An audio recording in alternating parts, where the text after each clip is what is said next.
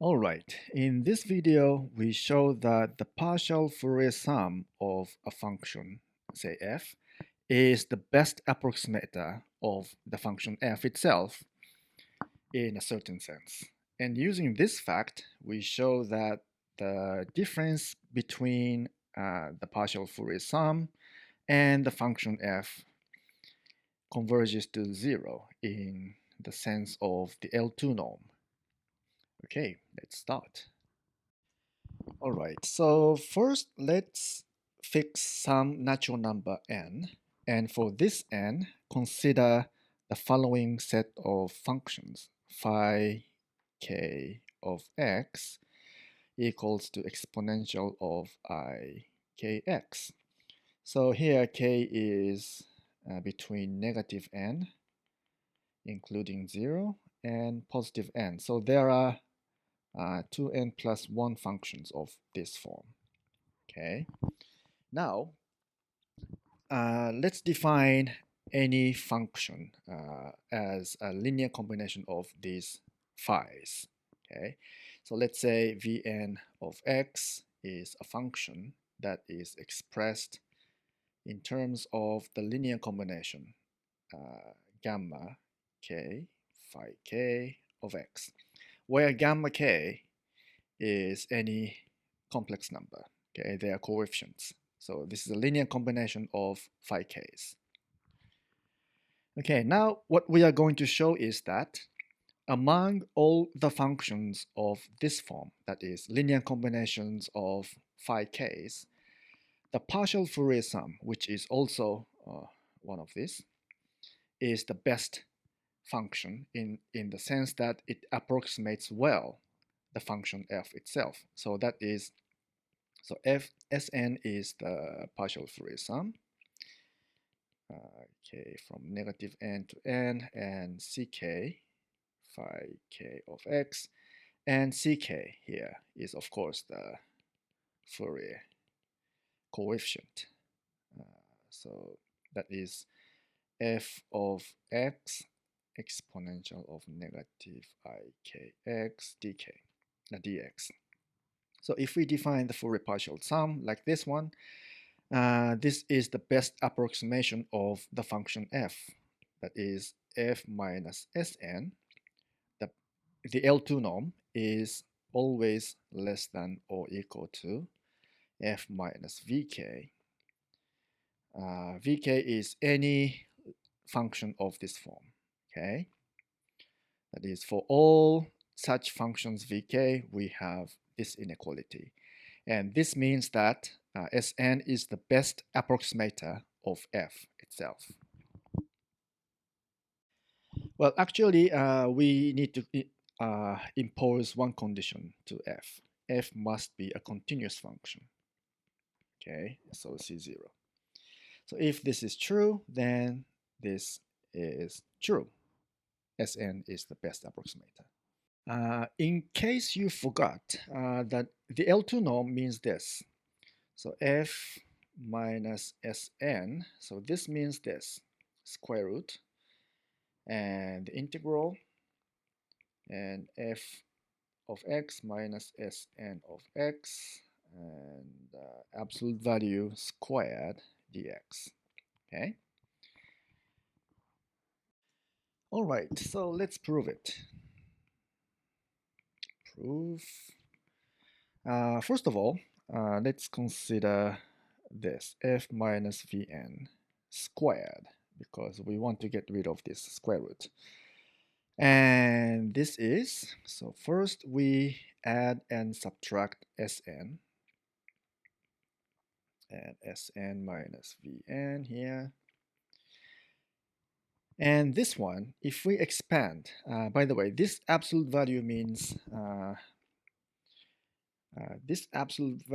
the absolute value of complex numbers. Okay, we are dealing with complex valued functions, so this becomes f minus Sn squared plus, and this thing squared, Sn minus Vn L2 norm squared plus this times this real part of the inner product, Sn, f minus Sn, and Sn minus Vn, inner product. Okay. By the way, in case you forgot what the inner product is, this means this. F minus Sn and Sn minus Vn means this. F of x minus Sn of x times Sn of x minus Vn of x complex conjugate dx. Okay, so if we expand this inside the integral, inside this integral, there will be this times this, and also the complex conjugate of this and Sn minus Vn. So if we add these two terms, we have only the real part left. That is this one. Okay. However, this part becomes actually 0 because Sn minus, let's say Sn of x minus Vn of x is a linear combination of the exponential function. So that is, to be explicit, this is ck minus gamma k exponential of, let's say phi k of x, right? So this is a linear combination. And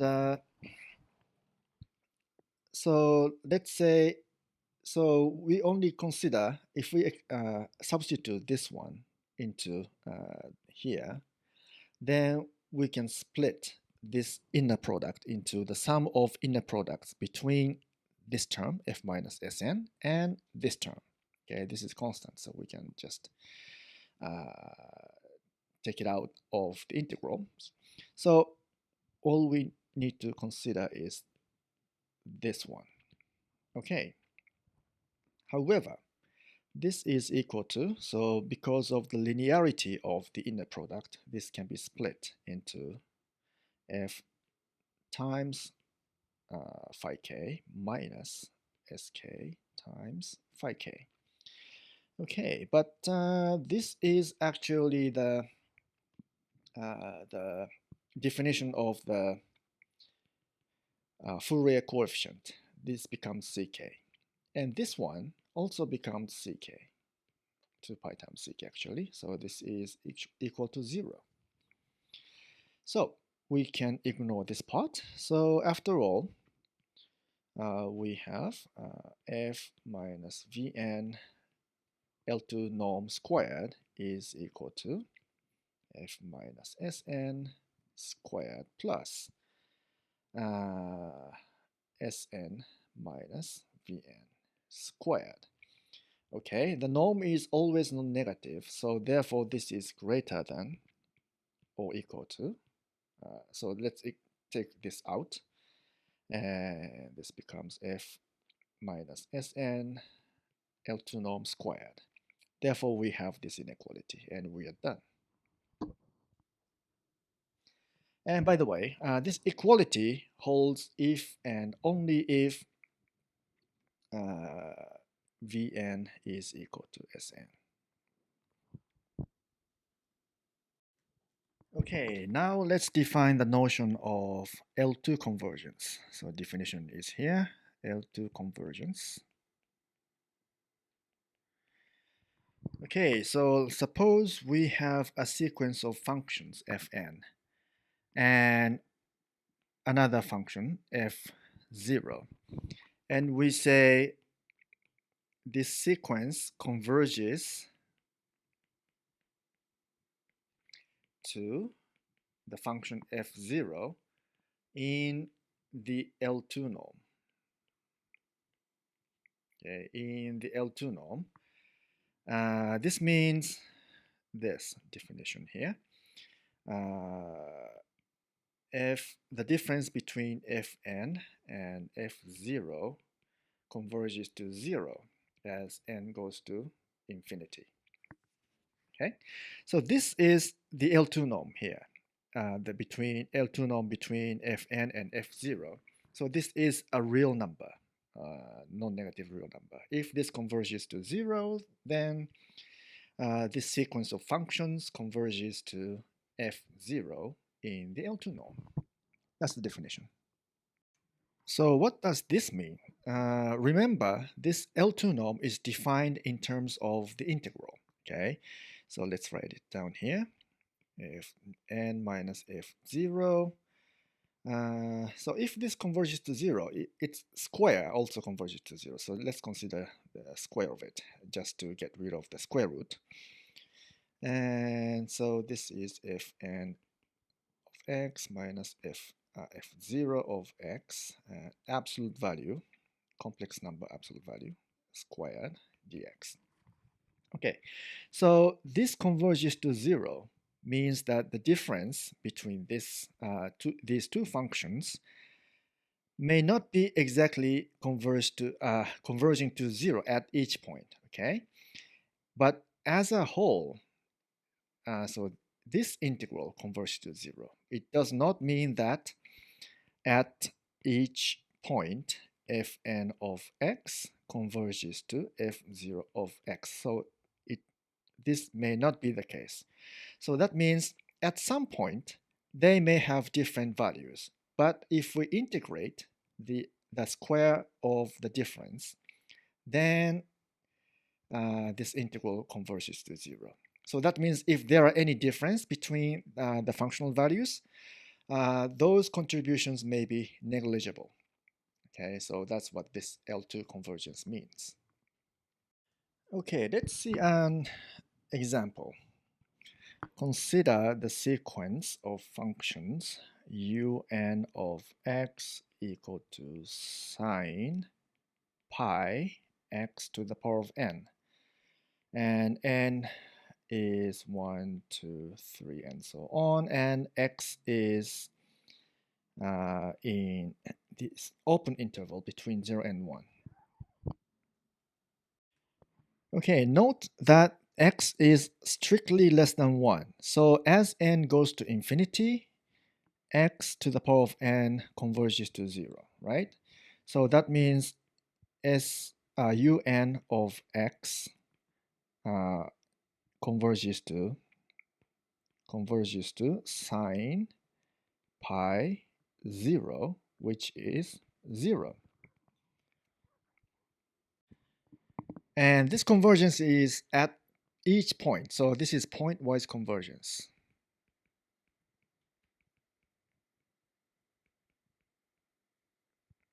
So that means if we fix the value of x, then take the limit and go into infinity, then we have this convergence, okay, at each point. However, this convergence is not uniform convergence. Let's see. Okay, so let's say we take xn equal to 1/2 to the power of 1 over n.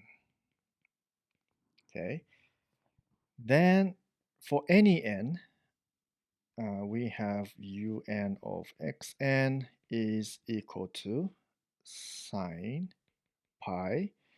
So this thing to the power of n becomes 1 over 2.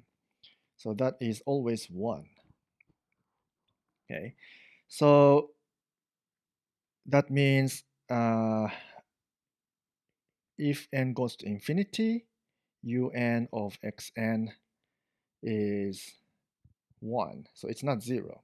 So this convergence, this pointwise convergence does not imply the uniform convergence. So depending on the value of x, then the limiting value is different.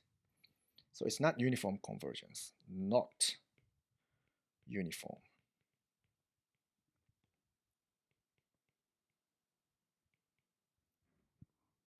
Next, let's see if this sequence of functions converges in the L2 norm.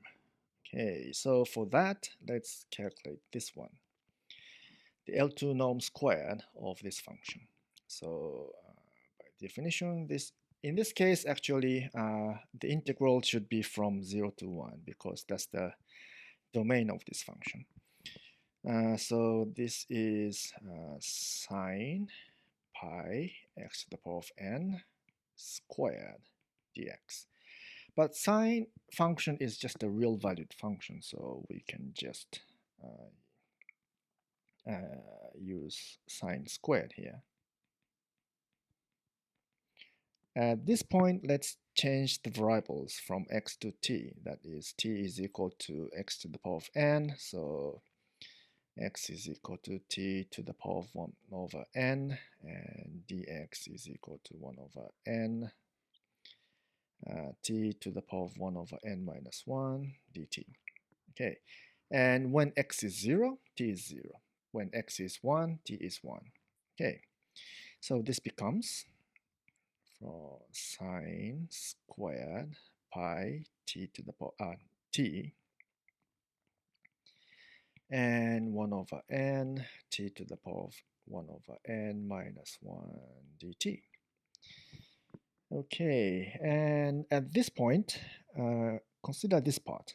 Okay, for any theta non-negative, we have this inequality. Sine of theta is less than or equal to theta. If you plot the graph of sine function, it's like this, and it looks like this. And this one is just a straight line, so it's always like this.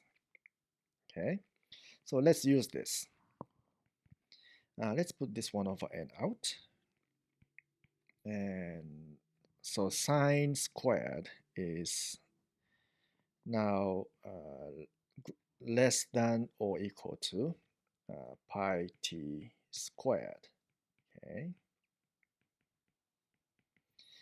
Now let's take this pi squared out.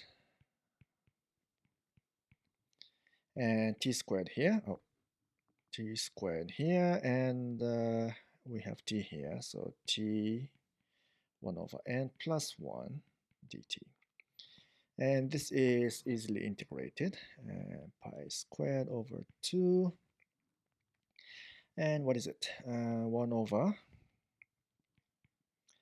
1 over n plus 2.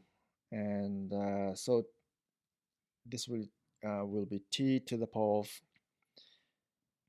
1 over n plus 2 from 0 to 1. And this is just 1. So we have pi squared and 1 over n plus 2, which is pi squared and 2n plus 1. And this one converges to 0 as n goes to infinity. Therefore, un minus 0. So this 0 is the constant function, which is equal to 0, converges to 0. Therefore, un converges to 0 in the L2 norm. So converges in L2. So to summarize, this sequence of functions converges pointwise, but it does not converge uniformly, but it does converge in the L2 norm. So we have different notions of convergence, but they may be different. Okay, now we are in a position to prove our goal in this video, that is the L2 convergence of the Fourier series. So here's the theorem. If the function f is a continuous function, c 2 pi 0, then the partial Fourier sum of f converges to f. This is a bit confusing. Converges to f in the L2 norm. Okay, so here the point is c only has to be a continuous function. It doesn't have to be continuously differentiable. Okay. The proof of this theorem is actually quite easy if you understand our previous video. So in the previous video, we introduced the Fourier kernel and Fourier partial sum, that is sigma n of f of x is defined by this. So this is the Fourier kernel, and f of y dy. But this was originally defined as the simple average of the partial Fourier sum. So that is S0 of f of x. So just abbreviate this as S of x. Okay, this is partial Fourier sum, S1, and so on up to Sn divided by n plus 1, because there are n plus 1 partial Fourier sums in the numerator, so we divide by n plus 1. So this is just a linear combination of these those exponential functions, exponential functions, right? So we can use the previous best approximator lemma and the uniform convergence of this Fourier partial sum to f, right? To prove the theorem. So, and we have shown that this sequence of functions converges uniformly to f of x. Okay, and we were assuming that f was continuous. Okay. Now, each of the Fourier sums is a linear combination of these functions, right? Therefore, sigma n of f is a linear combination of these functions too. Okay.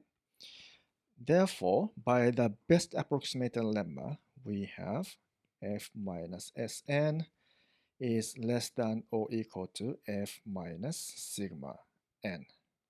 Okay, sigma n means this, because the partial Fourier sum is the best approximator. So it is better than sigma n in the sense of the L2 norm. But as we have said here, sigma n converges uniformly to f of x. So that means, so the uniform convergence actually implies L2 convergence. So this L2 norm converges to 0 as n goes to infinity.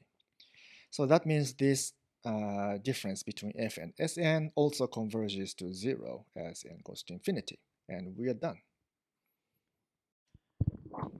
By the way, in case you're wondering why the uniform convergence implies the L2 convergence, let's see this one. So from the uniform convergence, we can say that for any epsilon that is positive, there exists some natural number, capital N, such that for all x in, let's say in this interval, and all natural number, lowercase n, if lowercase n is greater than or equal to the uppercase n, then we have the difference between f of x and sigma n of x is less than epsilon. So this difference can be arbitrarily small. Okay, so this means uniform convergence.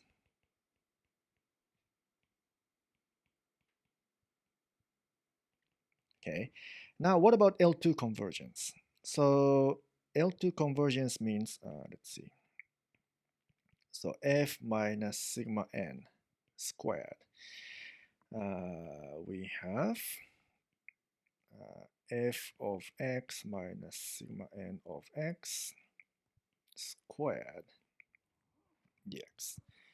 Okay, so this means if n is large enough, we have this inequality. So that means if n is large enough, then we have, at every point, we have this is less than epsilon squared, right? So this is epsilon 2 pi epsilon squared, which is arbitrarily small, because epsilon can be any positive real number. So this can be any small number. So therefore this difference in the norm converges to 0. So in general, uniform convergence implies L2 convergence. But the converse may not be true. Okay? L2 convergence does not, in general, imply the uniform convergence. So let's briefly review our results obtained so far. If f is continuously differentiable, okay, then the partial Fourier sum converges uniformly to f. Okay, and if f is a continuous function, then the partial Fourier sum converges to f in the L2 norm. Okay, and this result can be actually loosened even more. So we can also say, although we don't prove it, if f is just a periodic function that is square integrable, then we can also say the L2 convergence. Okay, that's all for this video. See you later.